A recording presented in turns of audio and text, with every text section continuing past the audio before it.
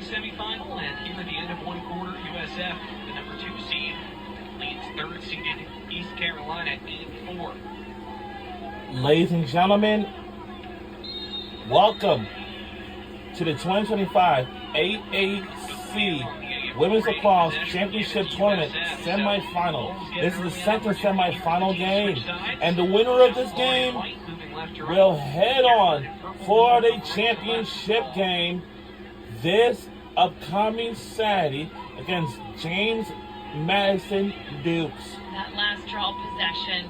So the team, well, before I say that, is South Carolina, ranked number 2 South Carolina, take on the number 13 East Carolina Pirates. So the team we are rooting for tonight's game will be a South Florida Bulls. If referees can't decide who is at fault, they'll do an alternating possession, which we've already seen happen twice. Now, and welcome to the first day of May. We have a lot of things we're going to talk about. You get the stop here, and now a chance as ECU clears, brings it up into the offensive end. Chance to get within 3.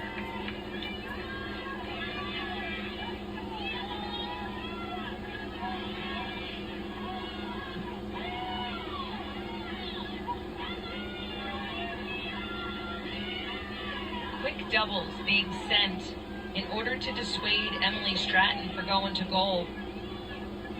See, as soon as she touches the ball, Bulls send an immediate double. That means they honor her. They know she has the ability to get to cage. Stefani, who was the bright spot for East Carolina, 3 goals in the first quarter, passes it up top here to Stratton. 30 on the shot clock. Now a double being sent at Wilkes. She backs out of it, passes down low. Too high for Destiny, who's cutting in from the near side. South Florida's going to take advantage. Ground ball picked up by Claire Natoli.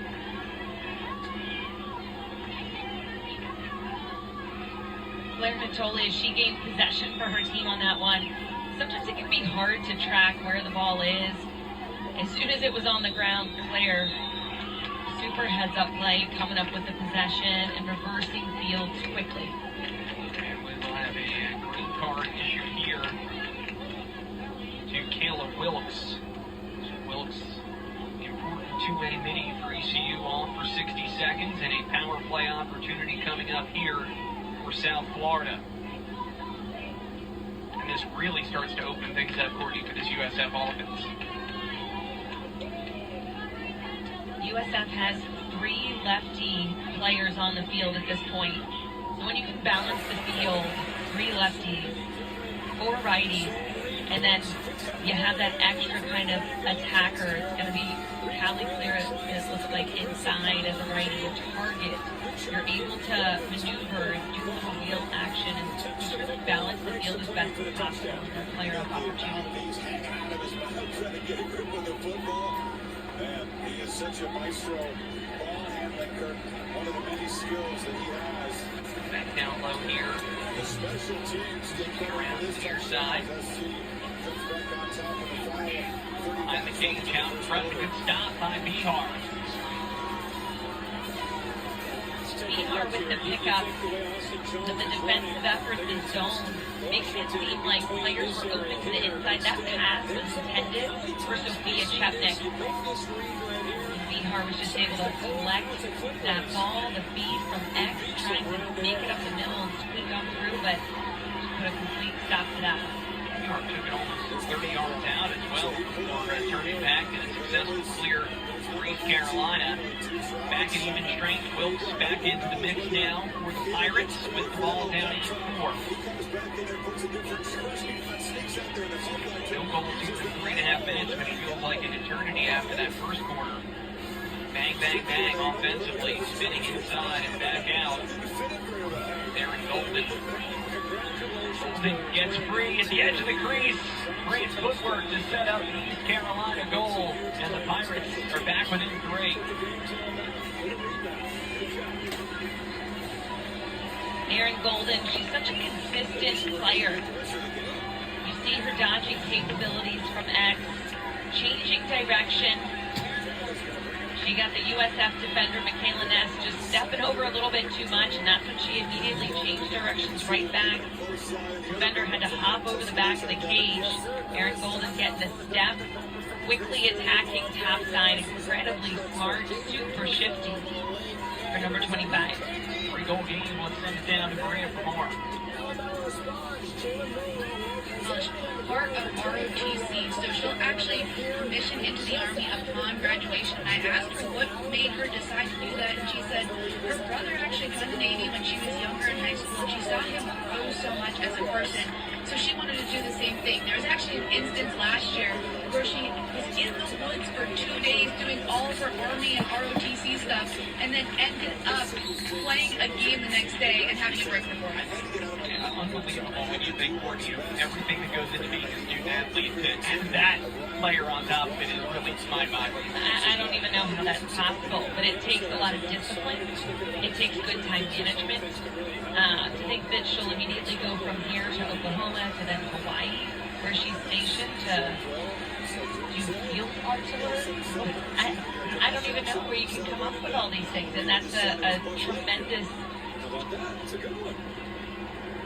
value for her. It shows her true character, I think. You know, it isn't just enough, right, playing a Division I sport and being a good student, but then also to, you know, serve her country. You know, tremendous. It is, and Bella Askey, another of her East Carolina teammates, sophomore, also in the ROTC program, so a couple more years in undergrad, and then we'll do something similar along the lines of what Golden's going to be doing after her graduation. It really speaks to the character of his East Carolina program. Meanwhile, we get a pre-position opportunity now for South Florida, and this is just what you want if you're the Bulls. You've got Sophia Chepnick, center hash. And how about Bihar coming in with the big save to take one away from Chepnick? What I love about Jamie Bihar was Brittany Dipper's comment that she said, listen, she can clear it to the 50, she can pick off passes, but sometimes she's a little too active, and it kind of reminds me of when she sprinted out of the cage earlier up to the 30, but when you're confident, your offense feeds off of that. From the defensive end, you want to help try and give them a little bolster, and I think that's what Bihar's trying to do at this point. Absolutely. She becomes like another field player out there because of her athleticism, her ability to get out and move, and has paid dividends here. She's keeping her team in this game after a tough start. ECU can climb all the way back within 2 on this possession.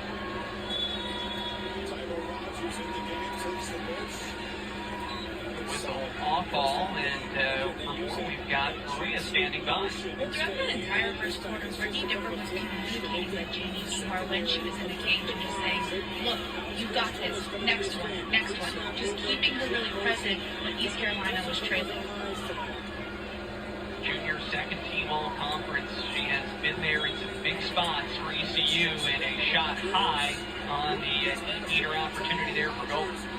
That was an interesting positioning that Pagano had in cage. She was almost giving up that whole left side, but Golden called her. She remembered Pagano's a lefty in the cage, so she was aiming for just that small sliver, went a little bit high, but nevertheless, possession maintained with her team, and that's what she wants. And shot clock ticking down toward 20 here. ECU trying to come up with something. Bonnie gives it up top to Stratton. Flips it back to Wilkes. Wilkes coming around the right side off the screen. Well defended, and now single digits on the shot clock. ECU needing to work quickly. Golden trying to find some room. Comes out on the crease. Whoa! East Carolina Pirates. Whoa! Oh boy! Now they're back within 2 now. Oh! That could have easily been a tape rewind or just a repeat performance for goal number 5. Erin Golden coming around, different defender, but she still has them tied up at X. That's right behind the cage. I almost did not like she have goes to the left side, a quick change of direction, and that quickness that she has, and the explosion of the cage, but then keeping her stick high and dropping it low, changing levels, mixing up Pagano. doing all of that as the shot clock was getting set to expire. It's Golden's 27th of the season. I should have said against ECU back when it 2, not back when it 1. It's 8-6 with 8:48 to go, but it does show you, Courtney, what a long game this is and the time that ECU has to get back in for more. Let's send it down to Maria. Well, we already talked about Erin Golden being in ROTC, but one thing that Brittany Dipper says that's helped her with is her leadership. She said in pressure situations, she is just so steady and so unfazed. And you saw that right there. This is the spot where you need that kind of leadership, that steady course. You give up 8 goals in the first quarter, down 8-4, but they've got themselves right back into this game. It's 8-6, big draw control win for USF. No. Whittington's the only one. Earlier in the game, and it felt like the Pirates hadn't had the ball offensively for a while. And it almost kind of feels like that way for the Bulls at this point. And this second quarter has definitely been a lot of ECU, a lot of purple jerseys with possession of the ball. Oh, touchdown, bud. There's a flag in the middle. 8 goals in the first 14 minutes. Oh. In the last 8 minutes. Inside, there's Bihar again coming outside the goal. He's trying to pick off that pass and he's got to scramble back into position. USF resets up top. Blitz those linebackers in the interior, nobody out on the edge. Keep it contained. Tremendous patience by the Bulls, waiting for that perfect isolation look. Oh, they got a good one. Bailey Morris comes down with a full head of steam, but Bihar there. She makes another big save. That's 6 already for Jamie Bihar. Now, Maria said it earlier down on the sideline how Brittany Dipper just continuously told Bihar next one. Sure that and it could be deflating. A lot of low angle shots are going in, but she's clearly adjusted and is now able for those low angle alley dodges to come up with those big saves. You know, I haven't been in the Bad Boy Club for 5 years. To make it 3 in a row to start the second quarter and make this a 1-goal game. Yep. Golden starting things off up top. They open up some space for center dodge. Golden comes inside, and a late check draws a whistle. 3-second call. I think Bird got his hand up in the face mask and it came off. I think Bill, what he says for fans not familiar with that foul, it's a great point about he can finish. But if he continues to go downfield. Some Army ROTC action as you see the East Carolina Pirates teammates missing Wednesday practices, but that doesn't matter. What matters is you show up on the field, and show up they are, as well as Erin Golden, one of those ROTC members, right off that 8-meter. Oftentimes, it's, yes, the work that you put into practice, but the coaches said how much time they miss. They put even extra after those Wednesdays, extra film time, extra training sessions on their own, and it's paying off for number 2-5 for the Pirates. Golden has scored 3 in a row, and East Carolina has made it a 1-goal game. Wow. Down 8-7. Will step away here in the second quarter. We'll step aside. We'll be right back.